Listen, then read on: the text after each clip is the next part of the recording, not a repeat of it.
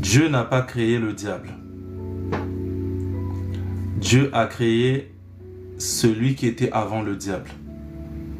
Dieu a créé celui qui était avant le diable, c'est-à-dire, le mot diable, ça vient du grec diabolos, qui signifie en français diviseur. Le mot diable vient du grec diabolos, qui signifie en français diviseur. Dieu n'a pas créé le diable. Dieu n'a pas créé la version, je vais dire, du diable que nous connaissons aujourd'hui. Dieu n'a pas créé celui qui était là pour diviser les gens au ciel. Non.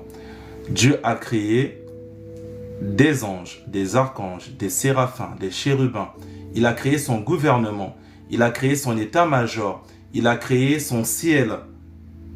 Cependant, un des anges qui était le plus beau, le plus brillant, le plus éclatant, sinon on dirait même un des anges les plus forts, les plus puissants, qui était Lucifer, a voulu faire un coup d'état au ciel. Il a voulu prendre la place de Dieu. Il a estimé qu'il était plus beau que Dieu. Il a estimé qu'il était plus fort que Dieu. Il a estimé que Dieu était trop vieux, donc c'était le moment que Dieu pouvait quitter son trône royal, céleste, pour que lui prenne sa place. C'est là qu'il y a eu une guerre dans le ciel et il a été précipité en bas. C'est ce que la Bible nous apprend. Alors, quand il vient en bas, il ramène avec lui un tiers des anges. Donc, il divise déjà le ciel.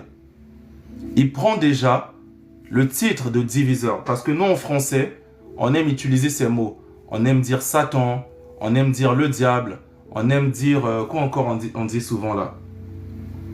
Satan, le diable... qu'est-ce qu'on dit souvent? En fait, on utilise des mots qui viennent en grec et qui ont une signification donnée.